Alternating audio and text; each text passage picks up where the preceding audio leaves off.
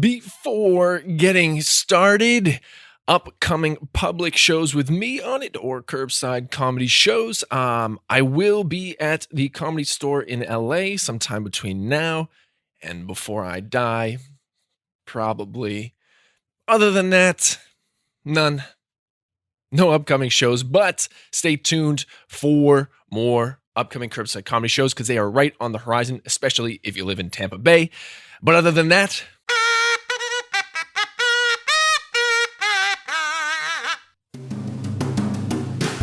hello and welcome to What's Up With Me, a autobiographical podcast about me, Connor Kvetchin, a comedian mostly, some personal stuff too.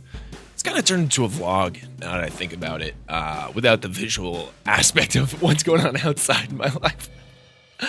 But thank you. Welcome to 2021. Thank you so much for listening to this. I'm always surprised that people find this on YouTube because I've not really promoted it all that well. 2021, I spent the turn of the calendar on my air mattress behind me. If you can see it, I don't know if you can in the video. It's I try and hide it pretty well. But, that's where my life is. 25-year-old on an air mattress trying to book a comedy show in your backyard and give some money for charity, which if you say you're trying to give some money for charity, it does make just about everything sound a little bit nicer. So what are we doing on this episode? An outline for us. We're going to be talking about one specific thing. I know it's a big time for resolutions.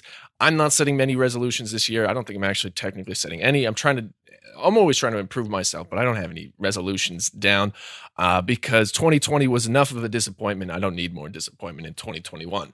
However, all that said, it's a good time of year to set some new goals for yourself. I want to talk to people specifically who are interested in trying stand-up comedy, who may never have before but have always had an interest. That is something that I want to talk about in this episode.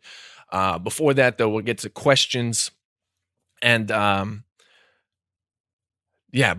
is there anything else other than questions? Oh, yeah, some interesting stuff. I guess I should try and be funny with share some funny stories that may not make it to stage that I noticed in my life. Let's get to questions. If you're watching this on YouTube, please leave a question in the comments if you have any. And actually, it's important. It's kind of an ad for me. If you engage with me on social media, I've been working on Twitter. I've been working on Instagram. I've been doing stuff on YouTube now. If you engage with me, I will provide you one free service. If you're a podcaster, I will edit your podcast for free, one episode. If you want some product photography, that's something that I recently got into. I will shoot something for you for free. And if you just want like a graphic or something made, I'll do that for free. And the way to enter, I'm going to make a raffle system. The way to enter the raffle to get something made for free for my creative services is engage with me on social media. Let's try and do that in January. Let's see how that works. I really want to incentivize people engaging with me because I think there should be value in it for me and equally value in it for you when we all work together and collaborate. So keep your eyes out for that. I will be announcing that I'll do February 1st, I'll announce the winner of that for people who engage with me. So the first person to engage with that, and I guess if they want to use my services, I don't know if he has a podcast, but the person asked me a question at the beginning of the new year is Daniel Toppani. I met Daniel at a comedy writing class, Ross Bennett's writing class, and it was a good class. I learned a whole lot about it. I learned that storytelling is not really a form of comedy. Storytelling is a way to hang jokes. It's a method to hang jokes on them. You can't just go up on stage and tell stories that don't have laughs. That's not quite stand-up comedy. He also said writing stand-up, the setup is the truth, punchline is a lie. That's a very simplified way to look at it. But it definitely is helpful for people trying to start out in writing. And it was more of a beginner to intermediate writing class. And I met Daniel. Daniel has a great accent. He is a French man, and I love his accent. The first time I heard him do stand-up, I was blown away. And the teacher too, pointed out your accent is going to be a huge benefit because he enunciates words in such a beautiful way.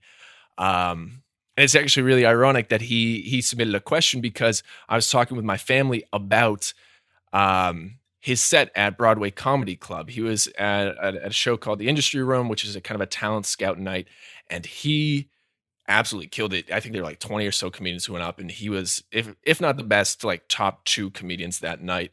I was sharing a joke from his show with my family recently around Christmas time. And so Daniel asked me this question. What is the cooking time for Barilla pasta number 12?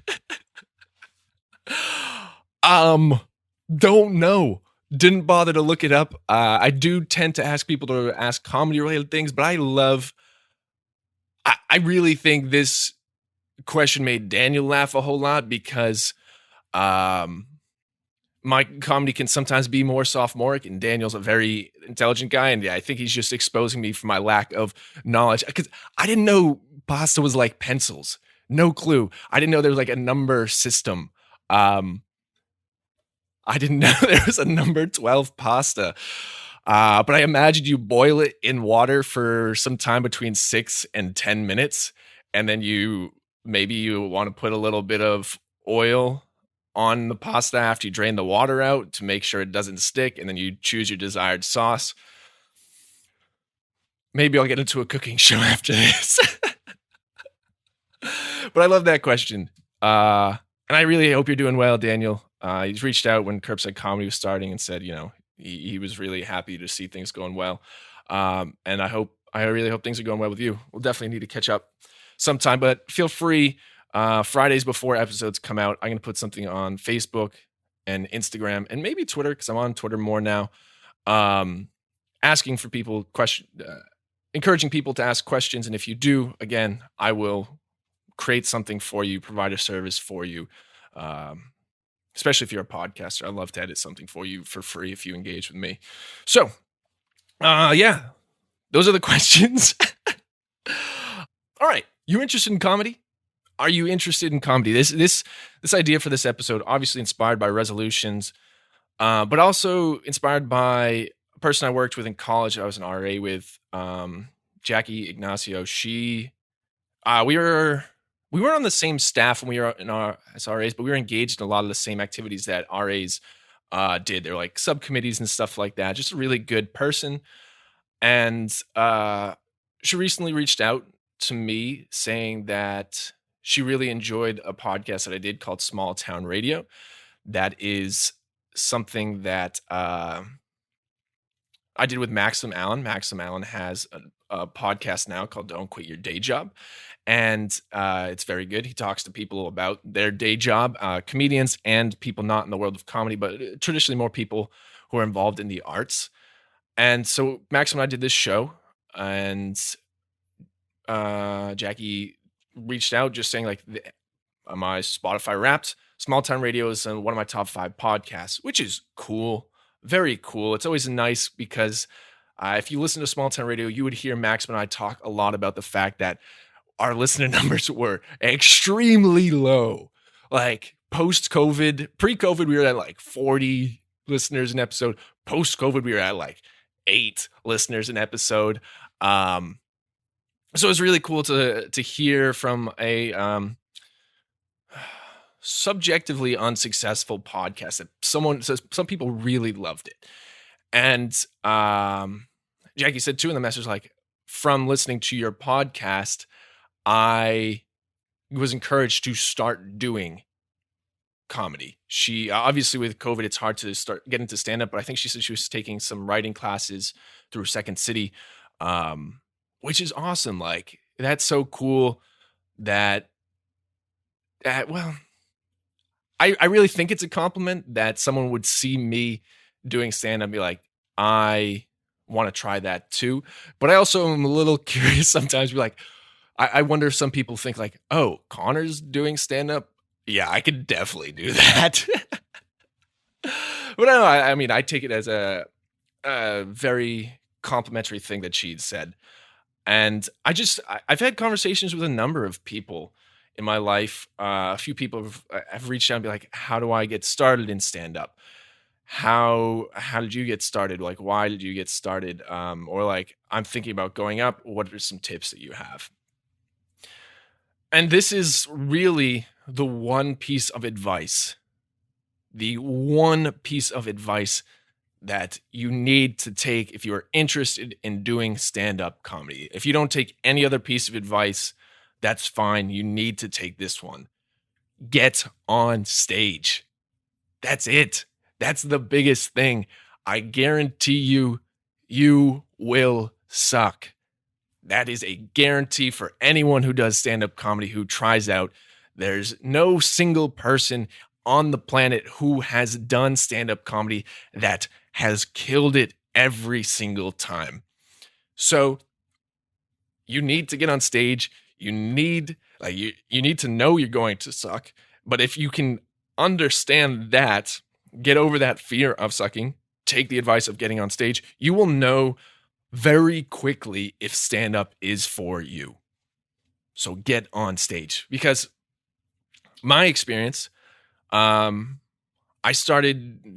always say I started in Orlando just about 2 years ago, and that's not entirely true. I've clarified in past episodes, there's a time where you are doing stand-up, and then there's a time you really start doing stand-up. So I started doing stand-up with the goal of getting better and continuing to do it 2 years ago. But I did stand up for the first time my sophomore year of college.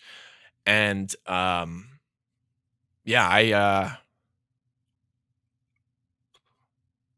mean, like I sucked. That's it. Like, plain and simple. And I think the reason why I kept on going up is because I loved the feeling of getting on stage. I love the fact that I could get better.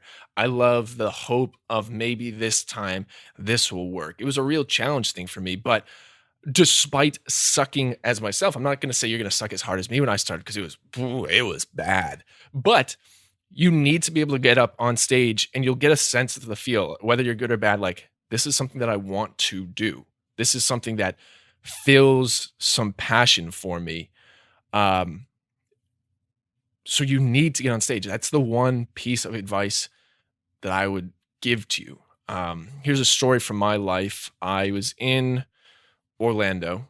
I had been doing stand-up for maybe like a month, which is a reasonable amount of time. I did not live in Orlando. It was like a 40-plus minute drive to every single open mic. Driving in Orlando on I-4, if you've been there, you know it is one of the worst highways to drive on in the country.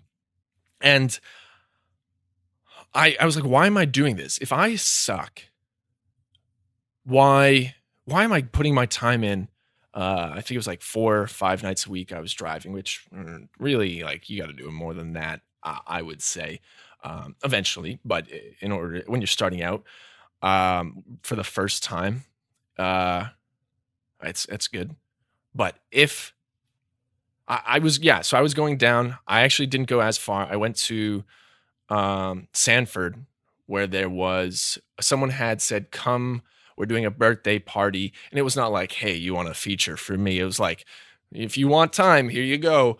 So I got that. I got the invite to do some time birthday party. It was a rowdy crowd. They were obviously there for a good time. I think I went up first because I wanted to go somewhere else after. But I told myself, I said, if tonight goes poorly, if tonight sucks again, I'm done. I am done stand-up comedy. It's not worth my time anymore.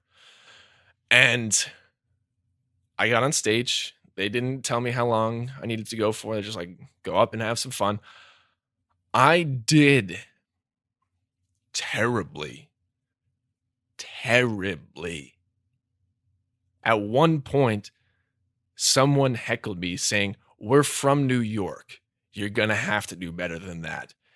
And in that moment, something clicked. And I was like, oh, I got to get this person back. I need to prove to them that I belong up here. And despite what I said, saying if I suck, I'm done doing stand-up, I did suck. And I learned being on stage that I loved it so much, despite the sucking that I was doing, that I needed to continue to do it. And I've never looked back since. So the real takeaway from that is get on stage.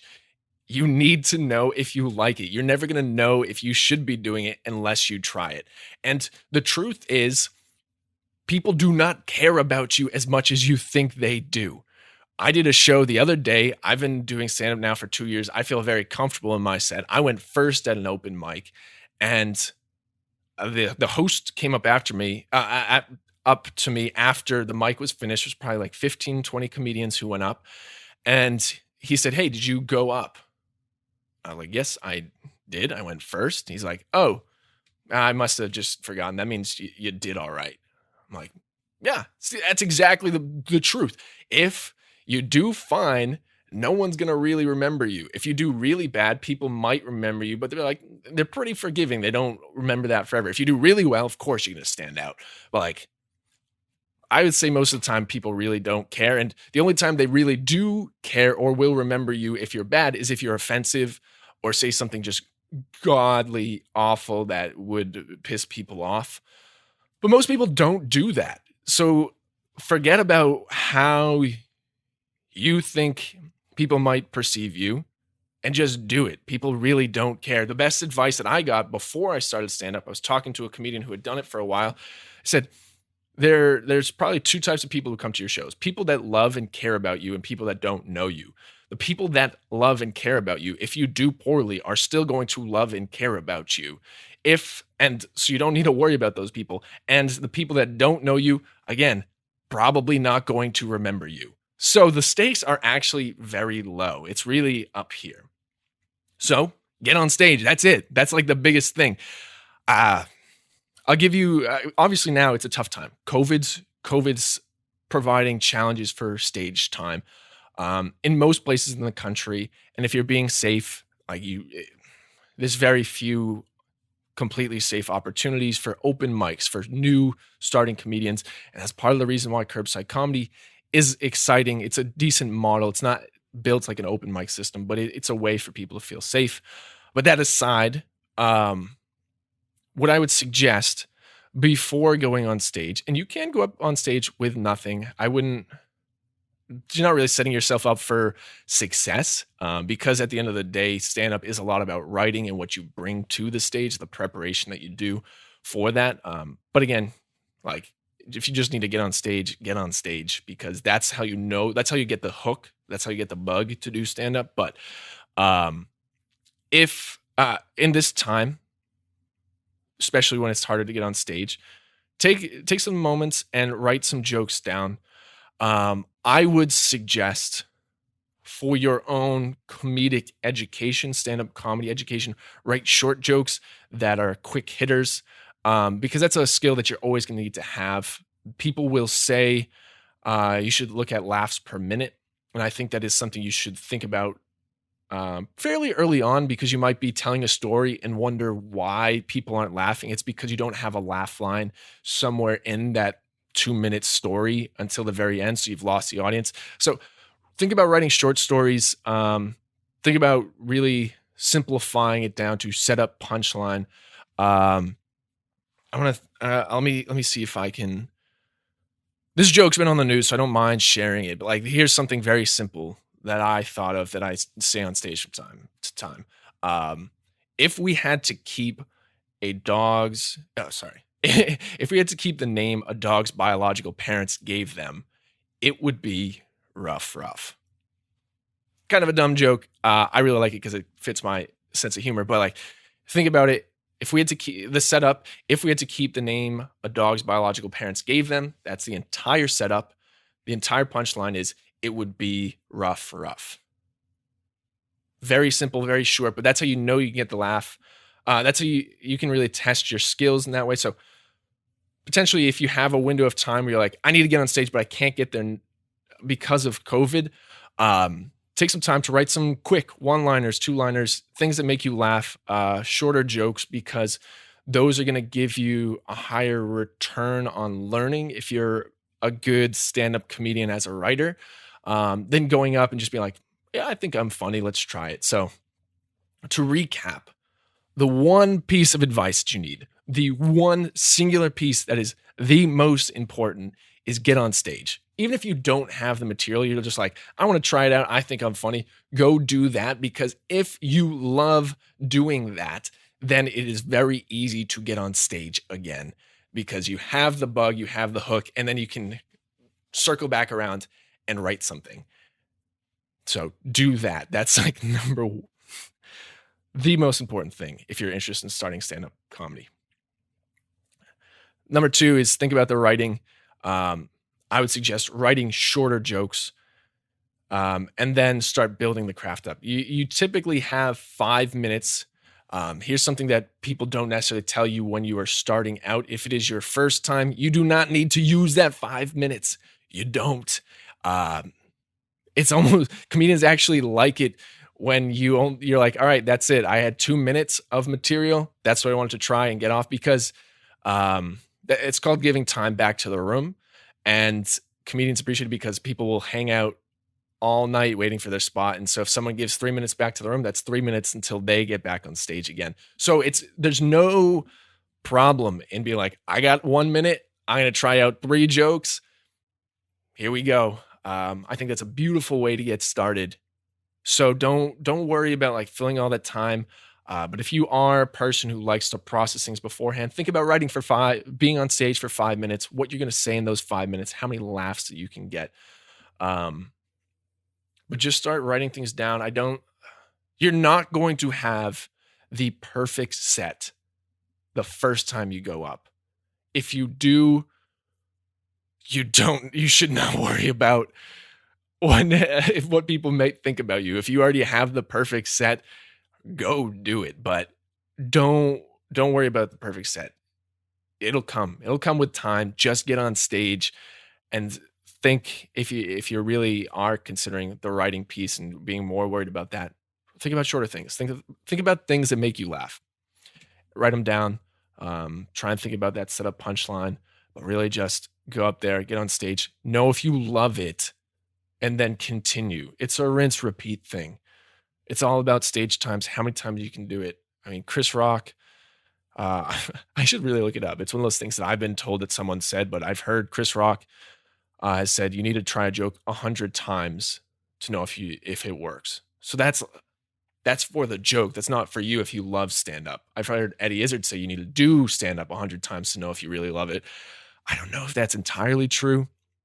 You get a pretty good instinct right away, and I do think it's very natural to have ebbs and flows, but I think if you do stand-up once, if you do stand-up one time, and you have the urge to do it again, that's how you know it's kind of built for you. Not everything lasts forever, but you do it once, you love it, and you continue going on, you're on the right path, but you got to get on stage. All right, that's it. That's it for that diatribe. Is that the word I'm thinking of? The monologue. I do want to say my mom, I did not ask for this for Christmas. She made it. Here we go. It is a Curbside Comedy shirt. There you go. Oh, that's the most awkward moment I've ever had on a camera, showing like half my chest. Made shirts. We're thinking about getting merchandise to give to people at shows for booking us. So especially if you're in the Tampa Bay area or in New Hampshire, in the summer, think about booking a Curbside Comedy show. Thank you so much. Make sure you check in with yourself. Ask yourself what's up with you. If you have the goal of trying stand-up comedy in 2021, that is your resolution, just get on stage. Get on stage. If you want more advice, more help, feel free to connect with me on social media at Connor_Kfiachain across all the social media. Please rate and review this podcast. And if you're still around, hit the subscribe button on YouTube. It really does help a lot. All right. Thank you, everyone. Bye.